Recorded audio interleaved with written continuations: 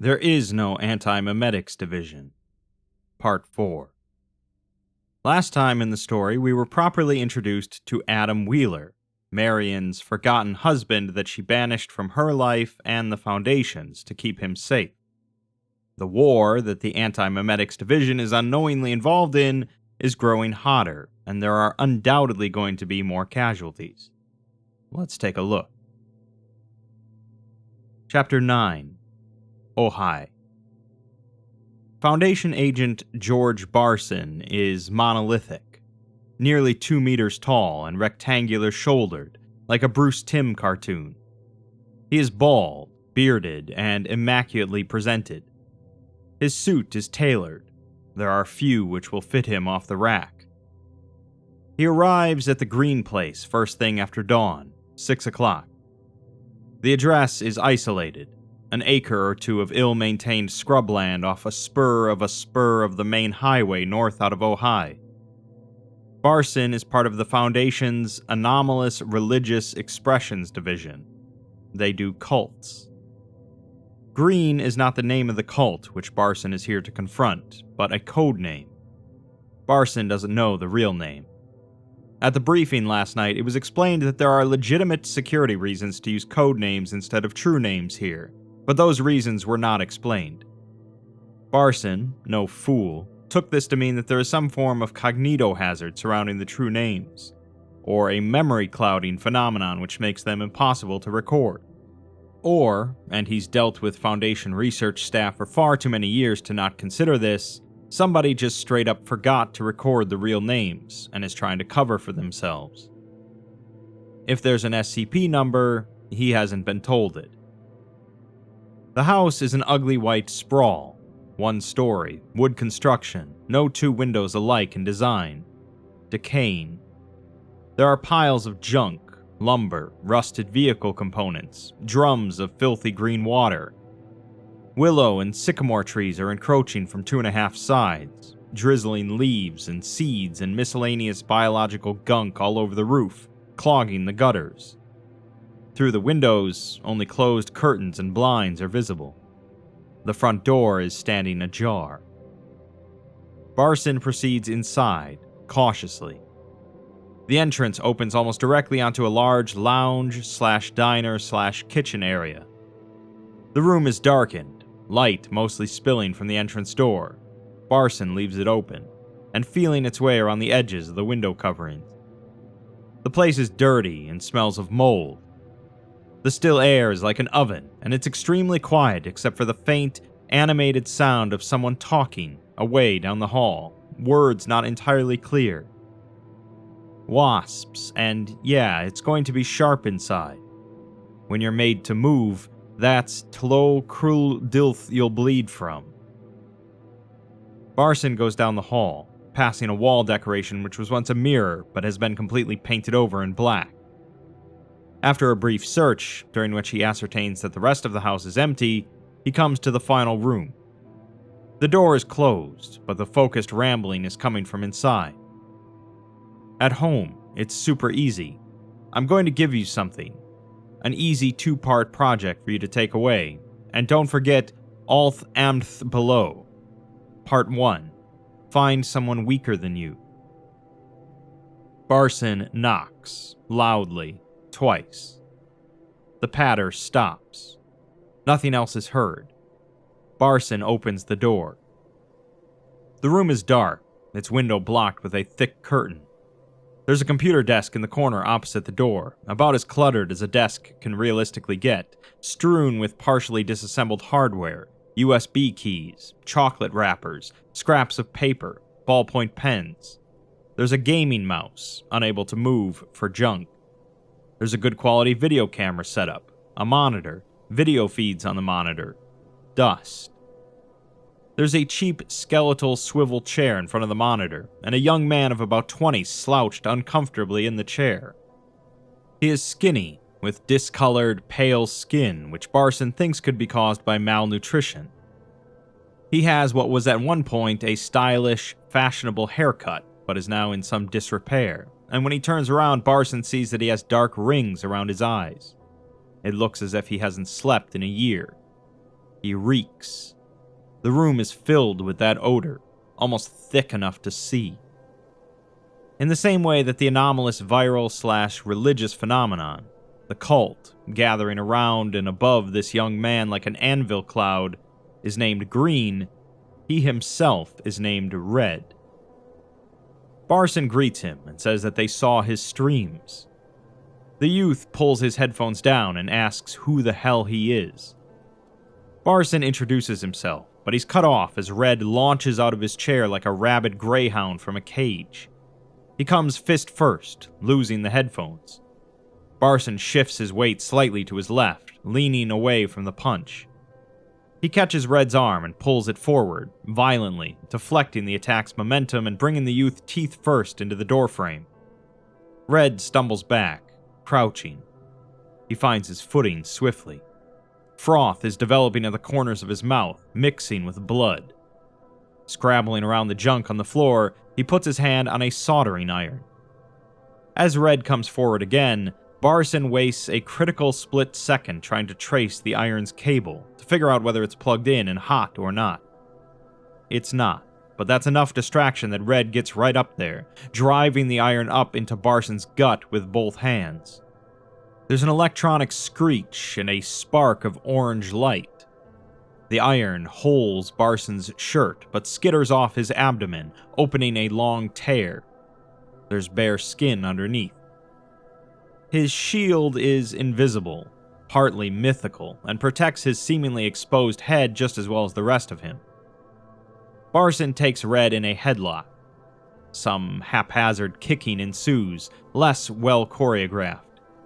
Red has a demon's energy behind him, but Barson has, to be blunt, arrived prepared.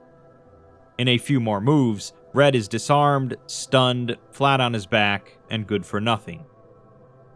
Barson takes stock. The number of genuine fight-for-your-life fights he's been in is still in single digits. This one ranks about in the middle.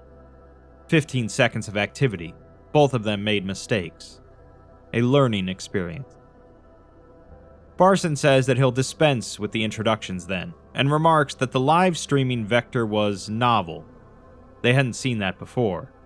Very effective compared to the generic self-help book and walled compound model.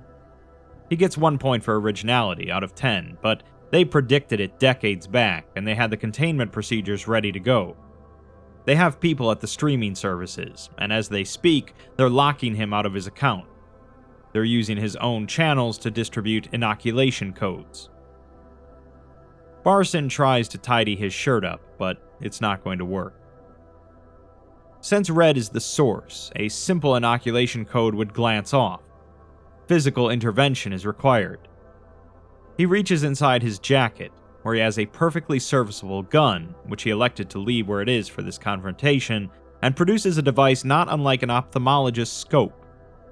He kneels, lifts Red's right eyelid, and aims the scope at it, projecting a brilliant white spot of light, which bathes the entire eye and causes it to lock open. Almost all of Red's musculature locks up as well, effectively pinning him to the floor. His teeth clench. Barson says that this man is innocent, and nobody can deserve what you've done to him. Release him, and leave this reality forever. Through gritted teeth, Red asks again who the hell he is. Barson pushes another button, changing the projected light pattern from a pure white disk into a complex spiral star design in red and blue. There's a crack, like ribs being forced apart, and the youth screams. It doesn't sound like Red. It's a full-body scream, anguished and hopeless, and as loud as he's physically able to make it. It comes up from his belly and goes on, flat out, until he runs out of breath and gasps, and does it again, arching his back and clawing at the floor. After the second full breath, he cools down to a sobbing wail. He begs Barson not to send him back, and Barson assures him that he won't. Red says that he can't see and asks who's there. Barson assures him that he'll get his sight back, and that his name's George. Red says that there's a pit, and it always gets worse. It doesn't stop. There's no bottom. He babbles incoherently for a moment, and then trails off. His eyes dance blindly. Barson tells him that he's in a really bad place right now. Something has gone wrong, and that thing, that horrific thing which went wrong, has found him and abducted him and replaced him. It's out here now, using his skin as a finger puppet, walking him around, making him talk, replicating. That nightmare he's having is being had by 100,000 people right now. That's the bad news. The good news is that they caught him, and he can still see the youth in there, and there's a good chance that they can get him out. Red questions him, saying a good chance, but Barson cuts him off and tells him to focus on the red and blue spiral. He still has the scope pointed into the youth's eye. Red replies that he can't see anything, but Barson explained that that's because he's not directly connected to this optic nerve anymore. His mind is locked inside something which is, though. He can't see the spiral, but somehow he knows what it looks like. He can sense its shape, like a pattern of heat on the back of your hand. Barson's voice is becoming slower, taking on a hypnotic rhythm. The spiral idea is going in, spreading and flourishing, occupying more space. The more he thinks about the spiral, the more he realizes that he can't think about anything but the spiral. Red seems to have nothing to say to this. His breathing stabilizes. Barson continues and says that his thoughts are slowed. The spiral fills him up, recursively, like ice crystals, until he can't move. His brain knows it's being poisoned. Even though he's blind, he feels a reflexive need to look away or block out what he's seen. A long enough exposure is fatal. There is a long, heavy pause, during which Barson does nothing but shine poisonous light into the young man's eye, while studying that brightly illuminated eye himself, tracking the progress of the ocular response, waiting for a particular tell. It's not a clear-cut thing. There's a small amount of guesswork. He waits until he's sure. Finally, he releases the button on the scope, shutting it off. The youth is now completely inert. Barson stands up, knees creaking. He relaxes, sighs, his shoulders untense a little. He puts the scope away. You can think of this as memetic chemotherapy, he says, mostly to himself, to fill dead air. The young man can only hear pink fuzz now. The spiral symbol is an elementary cognito-poison. A long exposure is fatal, but a just barely non-fatal exposure is recoverable. He will recover from this poison, and Red cannot. He will survive, and Red will die, because he is an intelligent, creative human being, and Red is... He reflects on his briefing, and what he knows of the green phenomenon, and the 100,000 people suffering and raving inside it right now. They're in all parts of the globe. He has seen some photographs of what takes place in homes occupied by Red's appalling messages. He's heard a strictly limited amount of highly redacted audio. Dispassionate people make better field decisions. That's the rule he was always taught. But remaining dispassionate is harder on some days than others. Red is a piece of shit, he finishes. Barson potters around the room for a little while, taking a closer look at some of the computer hardware. Nothing notable there, although he finds a stand for the soldering iron. There's also a narrow camp bed in the room, with a bedraggled sleeping bag. He clears the sleeping bag away and loads the youth onto the camp bed, in a recovery position. He pulls the curtain open. It's an obnoxiously sunny day, and the sun is aimed right in through that window. Finally, Barson picks up the swivel chair and settles into it on the far side of the room, where he can keep an eye on his patient. He pulls a Foundation-issued phone from his pocket, along with a horrendously tangled pair of cheap earbuds, which he begins to untangle. He relaxes into his monologue. It's not as if anybody is listening. The fact is, he didn't need to come here. There's more than one way to physically intervene when something like green comes around. The original plan when they found out about him was to use an orbital laser cannon on the top of his head. They can do that, from time to time. His house would be a circle of scorched timber, with him a burnt marshmallow at the middle of it.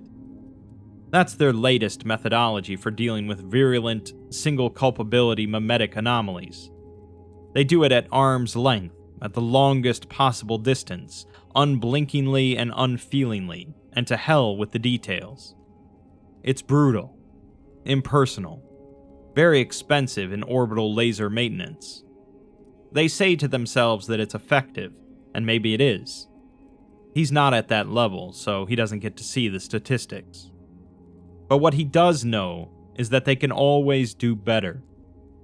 He looked at the file, and he looked at him, and he took a long shot. Honestly, he's a very small guy in the grand scheme, but he stood up in a pretty intense meeting with people who he doesn't really have the authority to say anything to, and he said to them that there's a completely innocent kid at the center of this. He doesn't deserve this. At minimum, they've got to make the gesture. A shadow passes across the room. Barson looks around briefly, but whatever it is has gone. He thinks nothing of it and continues. He also said that if it works, it'll save them a boatload of money. He thinks that part was the part which got their attention, but he got the thumbs up, so here he is. Trying to save his life the hard way instead of just atomizing it. It'll probably take all day, but don't worry, he has podcasts. He finishes untangling the earbuds and screws the first of them into his left ear. Red then says that his people must really hate him. Barson draws, late. Obviously, nobody should be able to talk right now, but the real reason he draws late is that the comment lands. It should just pass him by, but there is a sharp, spiteful element of truth to it. Truthfully, nobody was a fan of the idea. Barson has been saying for a long time, with gradually increasing volume to gradually increasing senior Foundation overseers, that a chat beats a fight. He's been ignored over and over. Yesterday, when they finally said that he could try it, it was grudgingly. And so a momentary flicker of foul suspicion appears. Did they know? Did they really just kill him? They didn't. He knows, of course, they didn't. But it's too late. As he fumbles the gun out, Red has already sat up, grinning like a ventriloquist puppet, and turned his head to look right at Barson. They make eye contact, and this time Red's eyes are open all the way, allowing Barson to see straight through to what's on the other side. Green comprehension leaps out of the pit at Barson and grounds itself in the back of his skull. He recoils instinctively, breaking the connection and covering his eyes. He stumbles, falling backwards out of the chair and into the corner of the room. His orange, crystalline shield fluctuates, panicking in its own way because of what just passed through it. Intermittently, it turns impermeable, cutting off Barson's frantic breathing. Then it snaps off and dies. Barson doesn't have the training to fully comprehend the idea complex he was just exposed to. He has a basic level of practical memetics training. He can administer the spiral treatment and a few others, and protect himself from certain attacks which would knock a generic human over like a domino. But he's an entry-level practitioner, not a specialist, not a scientist. The sheer scope of Green is beyond his ability to comprehend. He feels like one of the men Louis Slotin irradiated, a demon core criticality witness. He knows he's dead. The only question is how long it's going to take. Red swings his legs off the bed and stands, keeping his grin fixed on Barson. He remarks on the spinning red and blue light and asks how backwards he is. He seems to grow larger and to sink backwards into space, a hole where a human should be. Barson finds he can't make himself move out of the corner. It's like he's pinned. There's a creeping, staticky numbness in his hands. He understands his error now. He might as well have tried to poison the ocean. He sees the whole thing, Red's grotesque vision for the world, his/its immense, vicious promise. The rot is everywhere. Those 100,000 infected are a foretaste. The spores are flourishing secretly in every aspect of reality. In people's lungs, in their minds, their words, in the soil, in the sky. Maggots and cancers and star signals. How can anyone think like that? How can anyone want that? There's no distinction between Red and whoever that original human was. There's no one to rescue. It was a damn ruse. It was voluntary. Barson manages to ask if Red made this happen. It didn't abduct him. He invited it. Hacked his own soul in half and offered the pieces up, for no reason at all. He's latched himself onto the front of something unimaginable. He can't comprehend how badly this is going to end, as he's murdered himself. Red advances on him. Gun. Barson's mind is disintegrating, but it gets that one word out. Gun. It's on the floor between them, gleaming in the shaft of orange light pouring out of the window. Barson fights himself and wins, and lunges for it, only then finding that the creeping numbness in his extremities isn't just affecting his hands, it's affecting his own ability to perceive them. He doesn't know that it's a minor antimemetic clouding effect. All he knows that there's a stump at the end of his arm. Both arms. The gun is inoperable. All he can do is push it around the floor.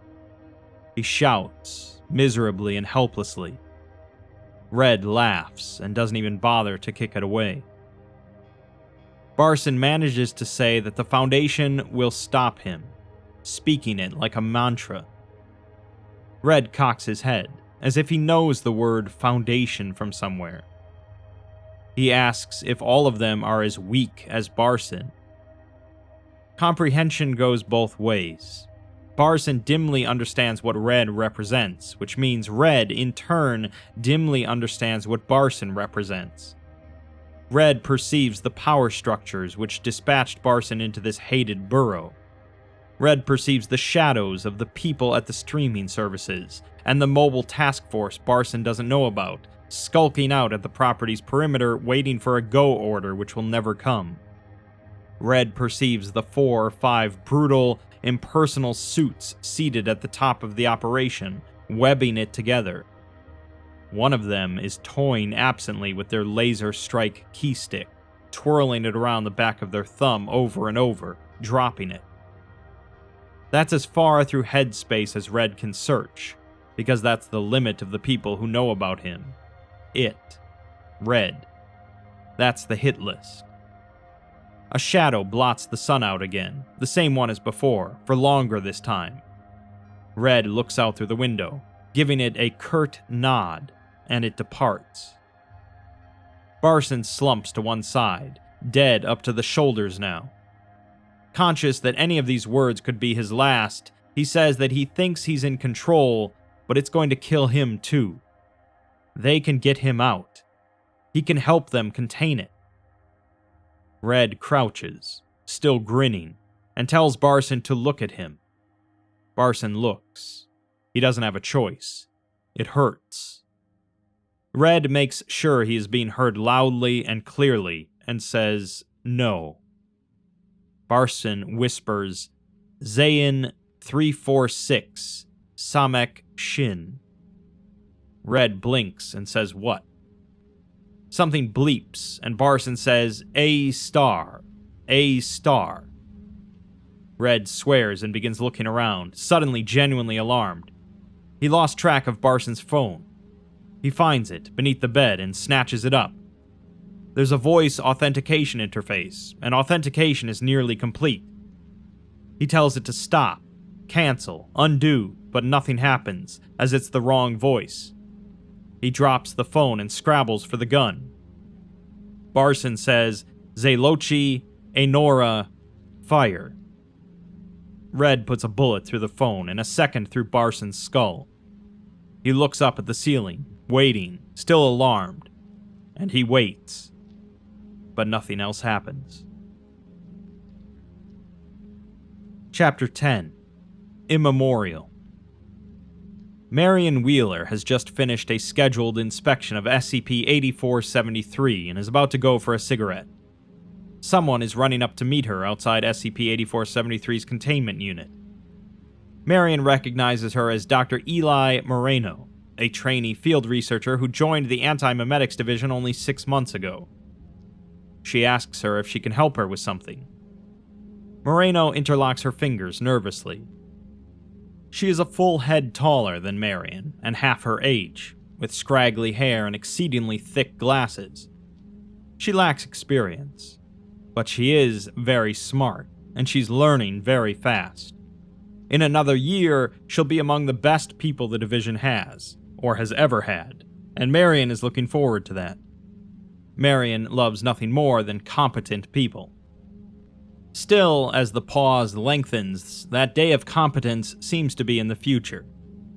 Marion remarks that she normally expects her people to get to the point a little quicker than this. Moreno blurts out that there's a stone in the forest behind the site. It's monumental, like a skyscraper, and it blots out the sun. She asks Marion if she knows what she's talking about, which Marion does. Moreno says that she's never seen it before, and she doesn't understand how it's possible that she never saw it. It casts a shadow across the whole site. She asks if it was always there, which it was, and she sees it because she took her first routine dose of Ops-grade Nestix this morning. Moreno seems alarmed, asking if that's how it works. Something that big can just be right there and they don't see it. Marion says, yeah, and checks her watch, mentally moving some scheduled commitments around. Extend this smoke break to the rest of the afternoon. Leave the scheduled inspection of SCP-3125 where it is. Review promotion cases after the gym instead of before. Evening meal, at this rate, never. Moreno, suffocating under the weight of follow-up questions, finally asks what it is. Marion gestures to her left, down the corridor, indicating that she is about to walk and that Moreno should follow her. She says that she'll show her. In the database, it's SCP-9429. Moreno hasn't read the entry. She doesn't have access. The stone is a single, unbroken 91 by 91 by 147 meter vertical cuboid of ancient, weathered, dark basalt. It sits at a very slight angle, leaning fractionally to the north. Its regular angles clearly mark it as a carved object, a human-made artifact. It rises out of the forest to the east of Site-41 and dominates, not to say obliterates, the views in that direction from the windows of the site's main block. It is, by volume, massively bigger than the site itself, even including its underground extents. It looms. It's absolutely unmissable. The idea that anyone could fail to notice it for any period of time is, Marion has to admit, more than a little unnerving.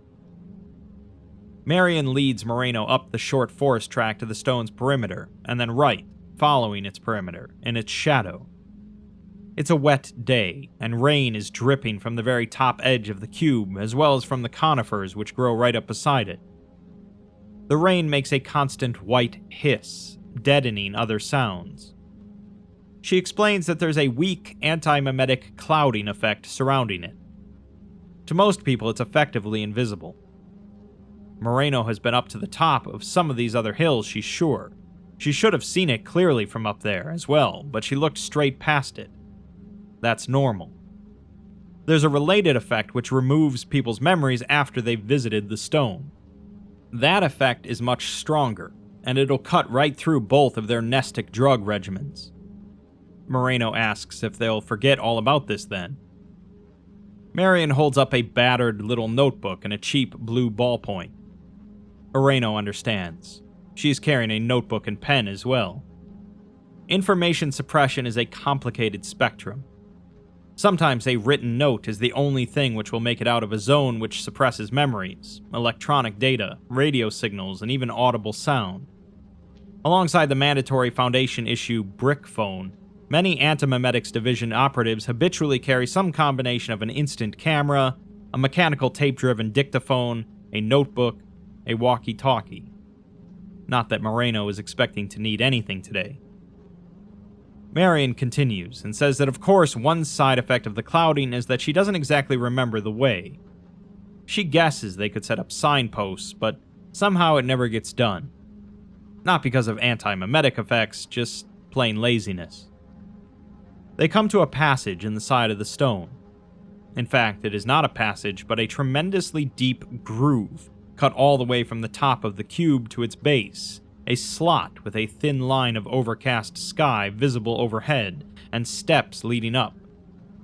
Marion begins to climb, and Moreno follows. They climb in silence for some minutes.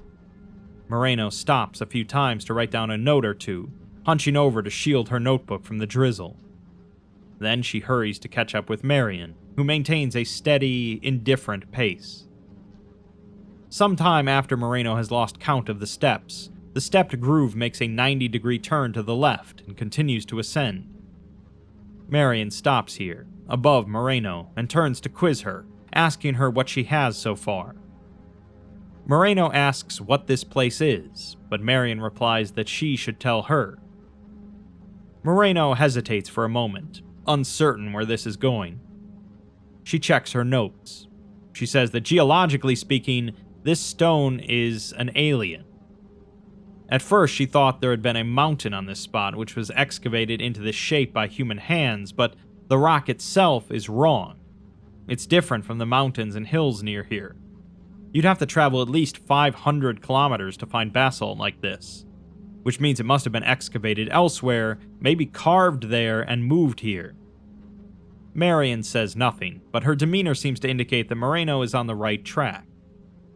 She continues, saying that that isn't possible. This is a single stone. Judging from its dimensions and density, it must mass north of 3 million tons. That's after carving, and that can't be done. Human civilization cannot move objects of this size, not in a single piece. The technology doesn't exist. Marion says that that's correct, and Moreno just asks how it got here then. Marion replies that that's a good question. Moreno waits. She doesn't have the answer to the question, so she waits for Marion to supply it. But she doesn't. She instead asks what else. Moreno says that it's been engraved, using tools, indicating the walls of the stepped passage. And she noticed the exterior walls are the same. There's a lot of weathering, but here and there between the biological crud, there's this very clear, regular pattern. Tiny vertical rectangles, like a block cursor on an old computer terminal. Or a tombstone in typography, Marion suggests. Moreno blinks and agrees. It's a uniform pattern, very detailed work, which would require quite good tools even by modern standards. She thinks that the pattern is supposed to cover the entire exterior of the stone, and if that's the case, the blocks are so minuscule and the stone is so large that there must have originally been hundreds of millions of them. Marion agrees, and asks if there's anything else. Moreno thinks for a minute. She stares up into the rain, reflecting on the atmosphere that the stone, or sculpture as she supposes it would be better described, projects. Loneliness, quiet, desolation, awe, intimidation, and some fear. Although with that intimidating, fearful atmosphere, there's no sensation of danger, no threat. We considered ourselves to be a powerful culture, she says aloud. Marion hears this, but asks no follow-up question. Apparently satisfied, she turns and continues climbing the steps, and Moreno follows. The passage makes several more turns, carving out an erratic, squared squiggle. Moreno takes no further notes. Her knees are about ready to explode by the time they reach the top. They emerge, blinking at the light, on a wet, wind-swept, slightly slanted plateau. There are more of the tiny tombstone indentations underfoot. The edges of the cube are some distance away, but they are not marked. The dark gray surface just ends at a straight line, not far out, and the horizon itself is below it, not visible. This gives Moreno some vertigo, particularly since the surface tilts towards one corner, and the engraved basalt underfoot is slick, wet, and getting wetter. There is a small cluster of Foundation scientific equipment up here, chunky weatherproof units stacked up under a canopy. There's a table with a rugged, beaten-up computer terminal switched off. Further away is a diesel generator. Marion ignores the equipment and paces away in a different direction, facing away from Moreno and out at the sky, playing with her cigarette lighter, although not actually lighting anything. The lighter is actually a tiny propane burner intended for lighting stoves, given to her by her mother before she died. Marion no longer remembers this. Moreno waits for a while, arms folded for warmth, gradually getting wetter. She doesn't see cover under the canopy, because Marion hasn't.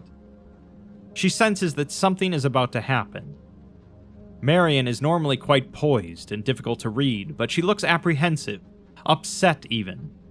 Focused intently on the lighter flame, Marion seems to be unable to look her in the eye, as if she doesn't want to push through with the next part of whatever this is actually supposed to be. Orientation? Initiation? Hazing? What was that about getting to the point? It's a memorial, Moreno says. Marion snaps the lighter shut and pockets it, moderately impressed. Only moderately, though. She says that that's right. Of course, she practically told her that when she mentioned tombstones. Moreno then asks, how many anti-memetic wars have there been? That gets her. She swears and says so much for slow-burning theatrics. She asks Moreno if someone told her, or she read the entry, but Moreno looks at her shoes and says not really. She's never seen this place before, and she was just guessing. Marion says that she looks embarrassed, that she hit the right answer 30 minutes before she was expecting her to. She thinks that she's shown Marion up, but Marion tells her to keep operating at that level. Don't slow up for her benefit, or for anyone's. It's important. Moreno asks if she'll tell her why they're here, for what she hopes will be the final time. In another part of her mind, a fatal chain of calculations starts.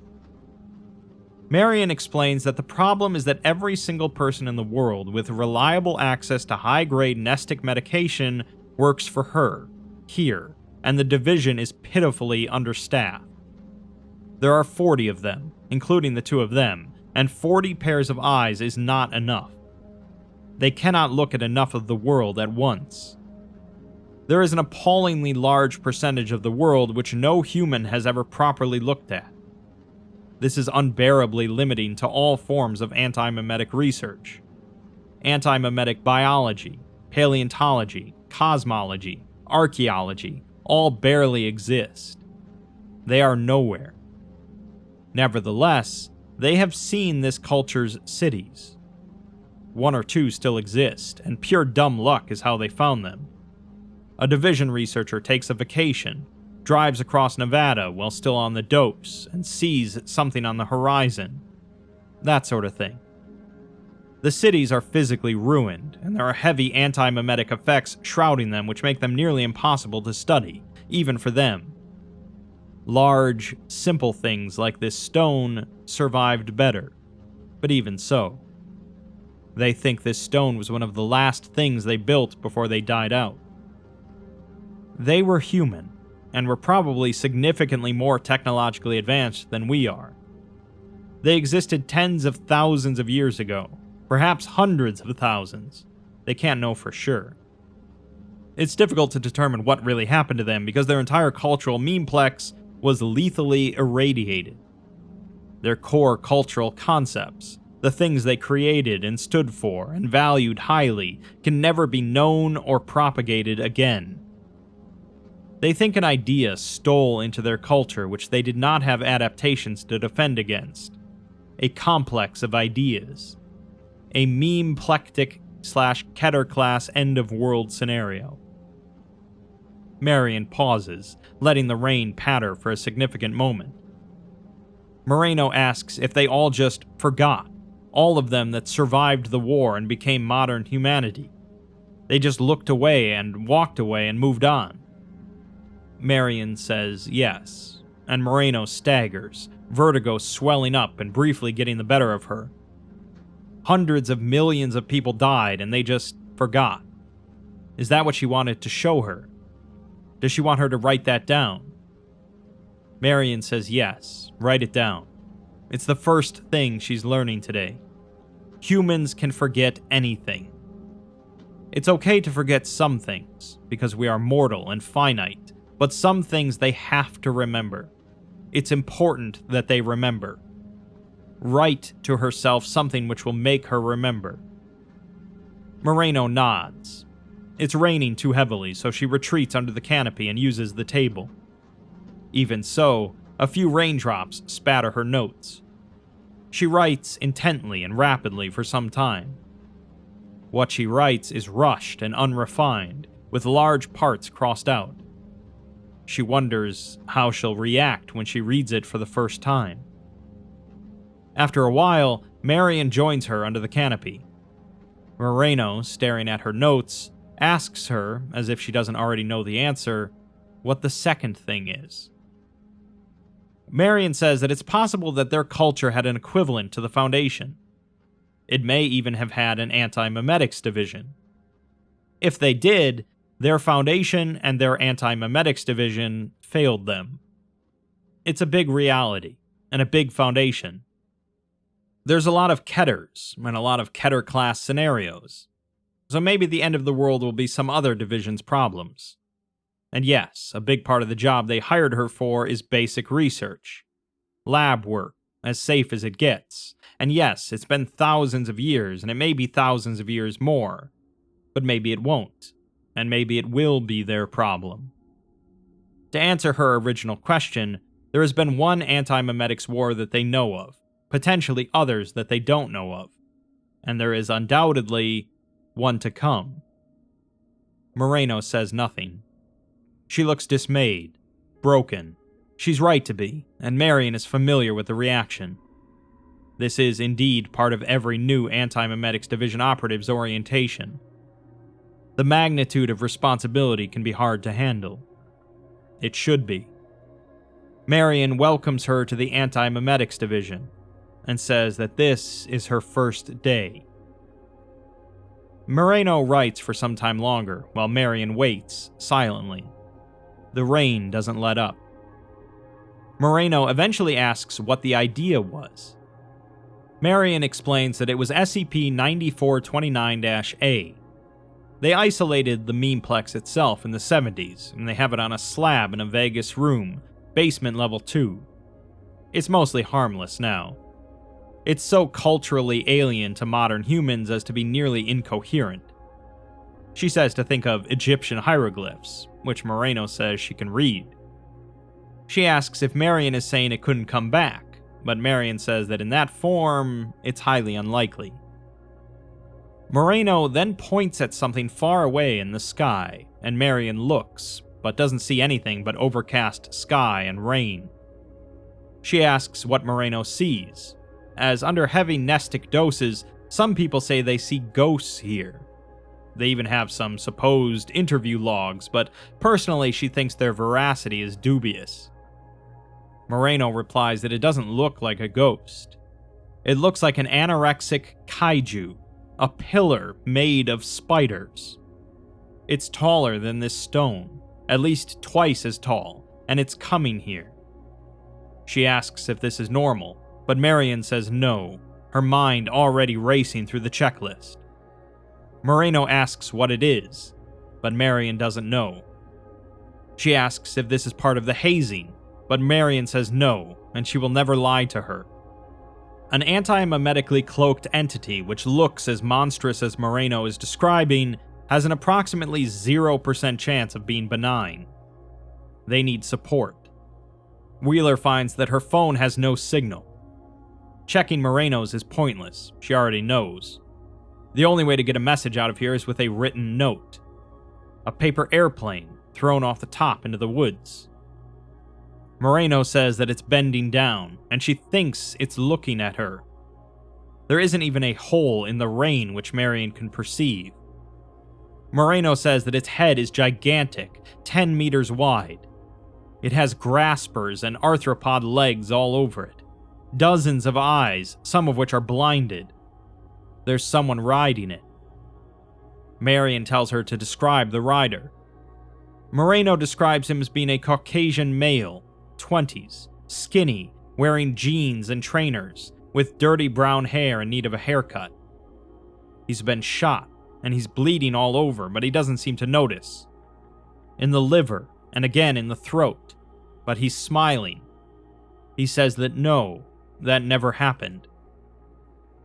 Marion spends a split second wondering whether the gunshot wounds are intentionally creepy detailing or whether the man is genuinely using some kind of advanced antimemetic power to ignore a mortal wound. If so, how, and how he originally sustained it. More urgent questions are afoot, though. She asks Moreno if he sees her, to which Moreno says yes. She then asks if he can see Marion or hear her. Moreno is transfixed and starting to look genuinely frightened, and says that he wants to know who she's talking to. Marion tells her not to tell him. He doesn't get information about them. She pulls her walkie-talkie from her waist, sets it to broadcast an emergency beacon, turns and hurls it overarm as far as she possibly can in the direction of the Site-41 main building. With luck, it'll land intact in the forest, outside the suppression zone cast by SCP-9429, summoning a mobile task force. She tells Moreno to ask him who he is. Moreno is standing very still, with her arms clamped rigidly at her side. She asks him and says that he says he's nearly finished. He says he's going to kill her. Marion replies, like hell, and says that they're running for it, back down the steps. If they can get to the perimeter of the stone, it'll flush their memories. Moreno says that she can't move, and Marion tries hauling on one of her arms, but she can't be moved. She yells for her to put one foot in front of the other, but Moreno just says that it's got a hold of her. She's goggle-eyed and starting to hyperventilate.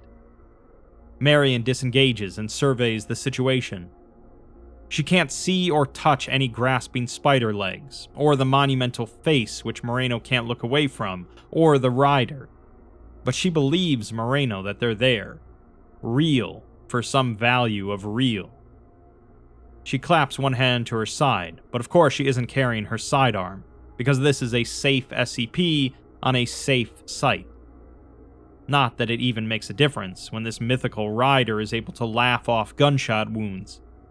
There aren't enough options in front of her.